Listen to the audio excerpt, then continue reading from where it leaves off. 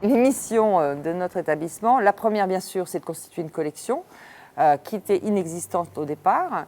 Donc d'aller repérer dans des fonds divers d'autres musées, des agences qui collectionnent par exemple des archives historiques, collectionner également à partir des donations qui sont faites par des migrants ou par leurs familles, accompagnées d'objets, de photos plus personnelles, familiales, mais aussi de récits de vie, de narration sur leur propre migration ou celle de leurs ascendants.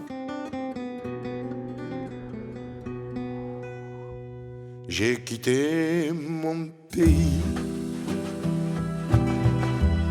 j'ai quitté ma maison, ma vie, ma triste vie se traîne sans raison.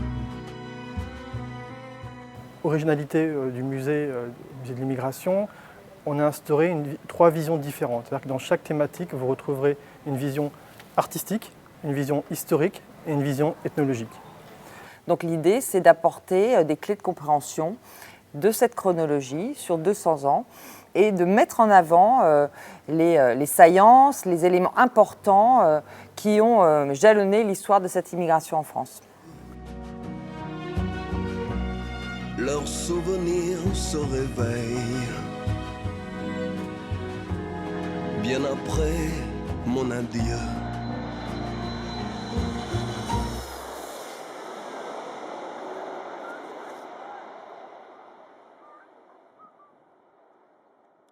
Logiquement, le migrant qui arrive donc, va avoir une personne en face de lui. Et la première personne, entre guillemets, c'est l'État français. On l'appelle cette partie face à l'État. Là, en fait, les visiteurs vont pouvoir découvrir, d'un point de vue historique, mais aussi avec des archives officielles, comment l'État va gérer ses flux migratoires. Suivant les périodes, notamment période de crise, effectivement, on va voir des migrations qui vont être plus limitées, plus contrôlées, et des périodes de plus grande ouverture, notamment de grande prospérité économique, où les bras sont nécessaires. En traitant de façon sécuritaire et crispée la question migratoire, alors qu'on sait très bien que c'est un continent vieillissant. Économiquement, dans certains secteurs, il y a des pénuries importantes de main-d'œuvre. Et même d'un point de vue identitaire, elle s'est constituée en dialoguant avec toutes ces cultures et ces peuples. Et les peuples venus d'ailleurs y ont toute leur place.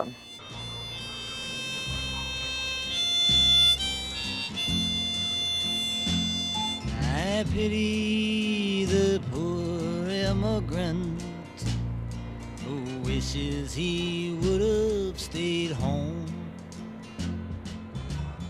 Le rapport à l'État est intéressant, mais il y a aussi le rapport face à la société française, qui n'est pas nécessairement toujours en phase.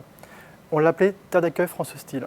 Effectivement, on va pouvoir voir des moments de crise, de crispation, où l'étranger va être perçu comme le danger extérieur qui vient à l'intérieur. D'autres fois, au contraire, la vision de l'immigré va être glorifiée à des occasions comme pendant les conflits.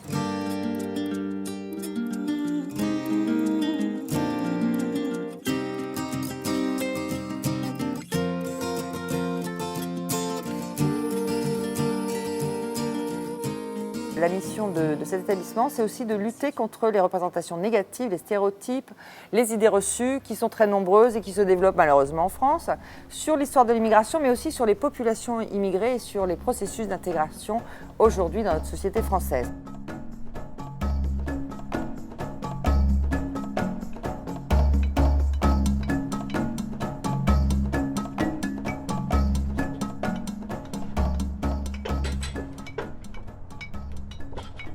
On va encore avancer un petit peu, en fait on tourne dans le musée et on va découvrir une partie qui s'appelle « Au travail », partie importante puisqu'on parle beaucoup de l'immigration à travers le travail.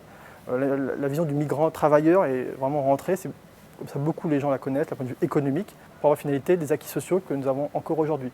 Donc c'est aussi important d'avoir cette partie effectivement sur les emplois, quel type d'emploi les migrants occupent, mais aussi comment ils vont participer à la société civile à travers justement cet engagement dans le travail.